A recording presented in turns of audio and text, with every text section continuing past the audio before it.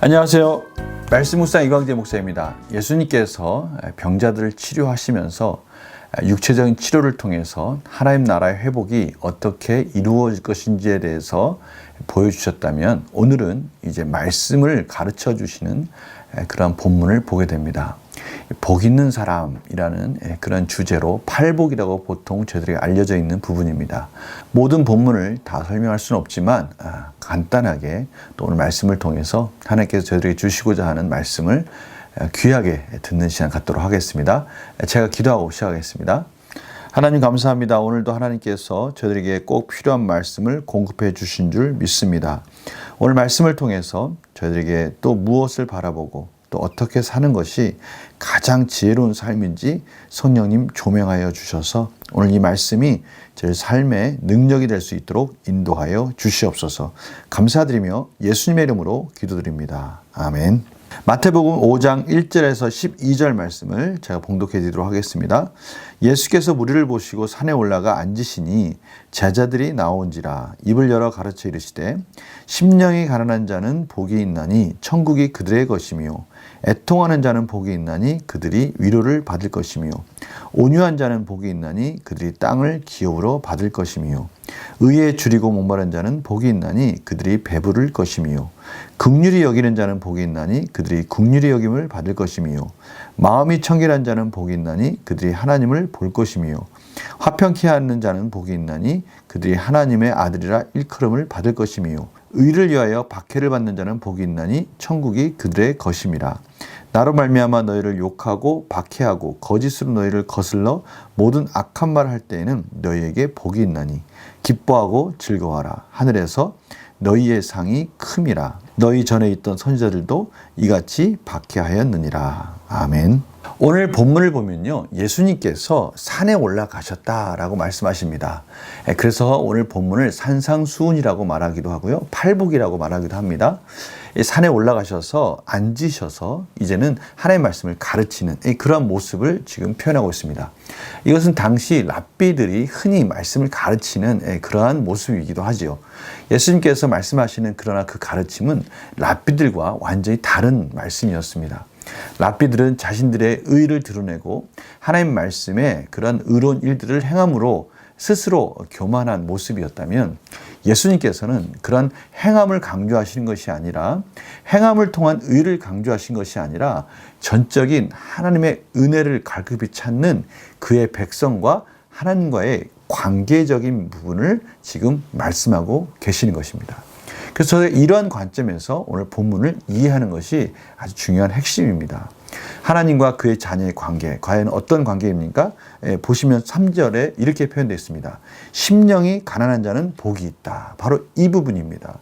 심령이 가난하다. 그 말씀 속에는 영적인 갈급함을 가지고, 그 갈급함이라는 그 가난의 표현은요, 정말 그냥 보통 가난한, 무엇을 이렇게 구할 수 있을 정도의 가난함이 아니라 완전히 구할 수조차 없는 절대적인 도움이 필요한 그러한 상태를 말하는 것이죠.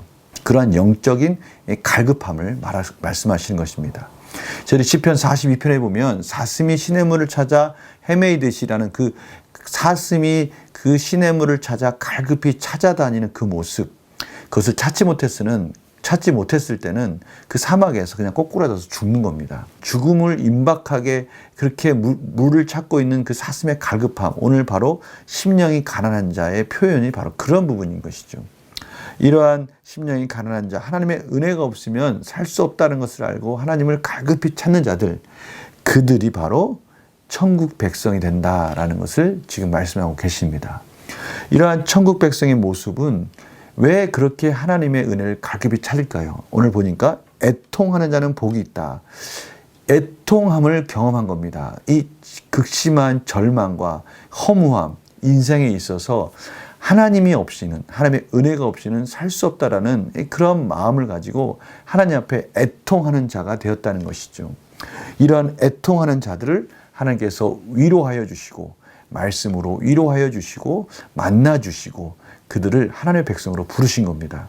이러한 애통하는 하나님의 백성들의 그러한 마음이 5절에 온유한 자라고 표현되어 있습니다. 온유하다는 것은 무엇입니까? 하나님 앞에 절대적으로 겸손한 모습을 말하는 것이죠. 이기적인 마음, 인간적인 욕심, 자기의 의를 내세웠던 자라면 이제는 아무것도 하나님 앞에 내세울 것이 없다는 것을 알기 때문에 그 마음이 온유한 자가 되었다는 것입니다. 하나님은 그들에게 땅을 기업으로 주실 것이다. 하나님의 나라를, 하나님의 유업을, 하나님의 언약을 물려주실 것이다. 언약 백성으로 하나님의 나라를 물려주실 것이다 라고 말씀하시는 것입니다. 또 이러한 하나님의 나라의 백성이 되면 하나님의 의에 줄이고 목마르게 되는 것입니다. 앞에서 심령이 가난한 자의 모습, 이 부분이 바로 의에 줄인 모습이에요. 하나님의 의가 없으면 이 세상에서 살 수 없다는 것을 아는 것이죠. 하나님의 질서와 하나님의 말씀을 따라 사는 것이 진정한 삶의 목적이고 의미이고 생명이라는 것을 알기 때문에 항상 하나님의 말씀, 하나님의 의에 줄이고 하나님께 그런 은혜를 구하는 겁니다. 하나님께서 그러한 자들을 외면하지 않으시고요. 그런 자들에게 하나님께서 배불리 먹여주실 것이다 라고 오늘 말씀하고 계십니다. 너무나 중요한 말씀이죠. 하나님 앞에 나와서 하나님의 말씀을 갈급히 찾고요. 하나님의 의, 하나님의 공의, 하나님의 은혜를 구하는 자들을 하나님께서 외면치 아니하시고 배부르게 채워주신다라고 말씀하시는 것이죠. 이것이 성경에서 계속해서 말씀하시는 것입니다. 하나님을 믿는 자들은요, 하나님이 살아계신 것과 또 하나님을 찾는 자들에게 상 주시는 이심을 믿는 것입니다. 의에 줄이고 목마르고 하나님께 나왔을 때 하나님께서 그의 백성을 배부르게 채워주실 것이라는 것, 이것이 하나님의 백성들의 소망인 것이죠. 오늘 이렇게 의에 줄이고 목마른 자들은요, 또 긍휼히 여길 줄도 알게 됩니다. 왜냐하면 자신이 그런 하나님의 긍휼함을 경험했기 때문에 비로소 자신도 누군가에 대해서 그런 긍휼함을 베풀 줄 아는 자들이 비로소 된 것입니다. 이러한 자들은 또 하나님께서 긍휼히 여김을 받을 것이다. 긍휼히 여김을 받고 긍휼히 여길 자가 된 것이죠. 이러한 은혜가 하나님 자녀들에게 계속해서 성숙해져 가면서 더해져 가면서 성장하는 것을 저희들이 보게 됩니다. 또 이러한 자들의 특징은요, 마음이 청결하다고 말합니다. 마음이 청결하다는 것은 무엇입니까? 하나님 앞에 이제는 정직하고 진실하다는 것이죠. 이들이 그래서 하나님을 볼 것이라는 것입니다. 하나님 본다는 것이 무슨 뜻입니까? 하나님의 그 마음 가운데 그 청결한 마음을 통해서 하나님의 그 형상이 나타난다는 것이죠. 이것이 하나님의 백성의 특징입니다. 오늘 또 그 하나님의 백성의 특징이 뭡니까? 화평케 한다는 것이죠. 하나님의 의를 갈급히 찾고 하나님의 긍휼히 하심을 여김을 받고 또 하나님과 화평케 된 자들은 당연히 하나님 나라가 이루어지기 위해서 화평케 하는 자가 되는 것입니다.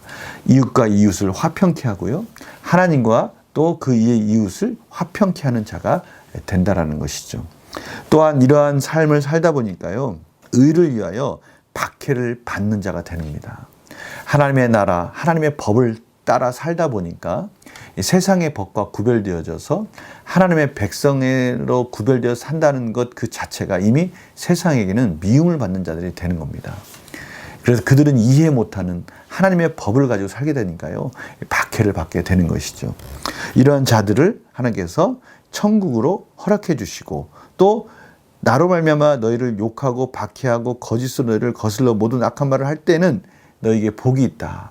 온갖 다양한 핍박의 모습 속에서 그렇게 살아가는 자들, 그들이 복 있는 자들이라는 것입니다. 또한 하나님께서 그러한 일들을 당했을 때 기뻐하고 즐거워하라. 왜냐하면 하늘에서 너희의 상이 큼이라 라고 말씀해 주고 있습니다. 이전에 믿음의 많은 선지자들이 그렇게 하나님의 말씀을 전했고 또 그렇게 하나님의 증거를 받았다라고 말씀하고 있는 것이죠. 이 부분 참 저희들에게 소망이 되는 말씀입니다. 저희들이 세상에서 여러 가지 하나님의 뜻 가운데 살아갈 때 그들로부터 무시를 당할 수도 있고요. 또는 그들이 가는 그런 눈에 보일 때는 앞서가는 그런 모습 속에서 이렇게 살아도 될까라고 생각할 정도로 뒤처져서 때로는 손해로 볼 수도 있는 그런 삶을 살 수 있습니다. 이러한 다양한 핍박의 모습이 우리 가운데 있을 수 있죠. 그러나 그때 우리가 생각할 것은 무엇입니까? 기뻐하고 즐거워야 된다. 그런 삶 속에서 하늘의 상이 지금 차곡차곡 쌓이고 있다라고 하늘의 소망을 바라보고 살아야 된다라고 말씀하고 계십니다. 우리 한번 구체적인 질문을 한번 통해서 더 한 걸음 들어가 보도록 하겠습니다. 예수님의 제자와 구약의 선자가 박해받는 이유는 무엇입니까? 오늘 바로 제가 앞에서 말씀드렸듯이 세상과 다른 세계관, 세상과 다른 가치관을 가지고 살다 보니까요, 그들과 충돌하는 것은 너무나 당연합니다. 하나님 말씀 가운데, 의로움 가운데 산다는 것은 세상 사람들이 사는 그런 방법과는 완전히 다른 차원의 삶을 사는 것이죠. 그래서 예수님께서도 요한복음에서 제자들을 위한 중보 기도에 바로 이 부분을 빼놓지 않으셨습니다. 하나님의 제자들은 세상과 다르기 때문에 세상으로부터 참으로 핍박을 받고 미워함을 받는 것이 당연하다고 기도하면서 그들에게 진리로 그들을 지켜달라고 말씀하신 장면이 요한복음 17장에 나와 있지 않습니까? 바로 그 부분이죠. 바로 예수님께서 먼저 그러한 핍박과 박해의 삶을 사시면서 이제 십자가에서 죽기까지 그런 고난을 받으셨다면 이제 그의 자녀들도 예수님을 따라가는 삶 속에서 당연히 예수님이 받았던 그 고난에 동참하게 된다고 말씀하시는 것이죠. 그래서 느낀 점 보면요, 제자는 박해받는 상황 속에서도 기뻐하고 즐거워해야 한다는 말에서 무엇을 느낍니까? 왜 기뻐하고 즐거워할까요? 어느 집사님의 고백처럼 또 어느 성도님들의 고백처럼 저희들이 하나님의 자녀라는 그 증거와 확신이 바로 그 부분에서 나타날 수 있다는 것입니다. 어울릴 수 없다. 그렇다는 것은 다시 말하면 그들과 다른 하나님의 자녀로서 하나님 나라의 백성의 삶을 산다는 증거 아니겠습니까? 그러한 증거가 계속 많으면 많을수록 저희들의 믿음은 더욱더 확신 있는 믿음으로 단단해지는 겁니다. 하나님의 믿음이 단단해지면요, 그 믿음과 함께 반드시 따라오는 게 소망입니다. 믿음으로 하나님의 말씀을 믿음으로 말미암아 그 말씀에서 약속하신 소망을 더욱더 확실히 소유하게 되니까요, 하나님의 자녀로서 그 안에선 하나님 주시는 말할 수 없는 기쁨과 소망이 넘쳐나게 되는 것이죠. 이것이 바로 성령 충만입니다. 세상과 구별되어지면서 하나님의 자녀로서 말씀 안에서 확신 있고 소망 가운데 사는 그런 놀라운 은혜를 이 세상으로부터 구별되면 구별되어질수록 저희들이 경험하게 되는 것입니다. 그래서요, 저희들에게 이러한 결단과 적용이 필요합니다. 예수님을 전하기 위해 힘쓰다가 어려움에 처했던 경험이 있다면 언제입니까? 그렇게 하나님 말씀 가운데 살면서 하나님의 공의 가운데 정말 하나님이 원하시는 그 뜻 가운데 순종하려고 애쓰고 몸부림칠 때 저희들 가운데 참으로 힘들고 어려운 고난이 동반될 수밖에 없습니다. 그럴 때 저희들이 바라봐야 될 것은 무엇입니까? 우리의 믿음의 선진들이 그렇게 고난과 핍박 속에서 참으로 엘리야가 로뎀나무 밑에서 저는 여기까지입니다. 하나님 저는 최선을 다해서 했는데 결국 저밖에 남지 않았습니까? 제가 하나님의 이러한 도우심 없이 어떻게 살 수 있습니까? 하나님의 공의가 실현된 줄 알았는데 이세벨은 더욱더 저렇게 날뛰고 있으니 저는 여기서 더 이상 하나님 버틸 힘이 없습니다. 저를 데려가 주세요 라고 그렇게 기도하는 그러한 극심한 고난을 우리 믿음의 선진들도 받았습니다. 생각해 보십시오.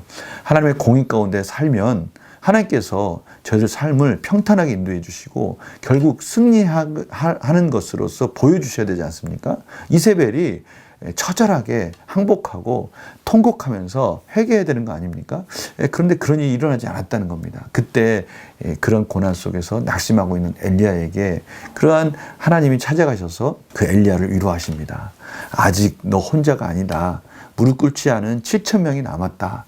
더군다나 하나님의 역사는 또 하나님께서 이끌어 가실 테니까 너는 그 역사를 따라가기만 하면 된다라고 하나님께서 위로해 주시는 장면을 저희들이 보지 않습니까?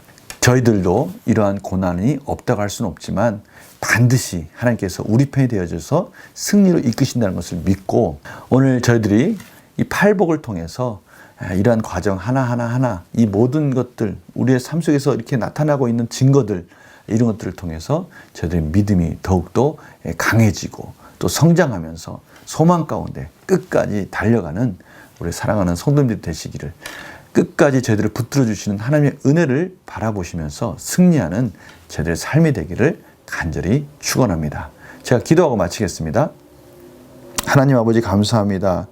저희들이 심령이 가난하고 의에 줄이고 목마르며 하나님의 은혜를 갈급히 찾고 있습니다. 그러나 이런 모든 것들은 또 하나님의 은혜였었고 하나님께서 저희들을 부르신 하나님의 자녀로서 택하신 증거라고 오늘 말씀하시면서 결코 낭망하지 말고 좌절하지 말고 기뻐하고 즐거워하며 더욱더 믿음 안에 달려가라고 말씀하십니다. 하나님께 주신 이 놀라운 팔복을 저희들의 삶 속에서 경험하게 하여 주시고 확인하게 해 주셔서 하나님께 영광이 되게 하여 주시옵소서. 감사드리며 예수님의 이름으로 기도드립니다. 아멘. 팔복 하나하나를 묵상하시면서 이것이 정말 우리의 삶 속에서 확인되어지는지를 경험하십시오. 그렇게 할 때마다 저희들 안에는 기쁨과 즐거움이 넘쳐날 것입니다. 이것이 하나님께서 저희들에게 주신 놀라운 세상이 경험하지 못하는 복인 것이죠. 오늘 이 말씀을 통해서 승리하는 하루가 되시길 간절히 축원하고요. 말씀 묵상은 또 월요일에 뵙겠습니다. 안녕히 계세요.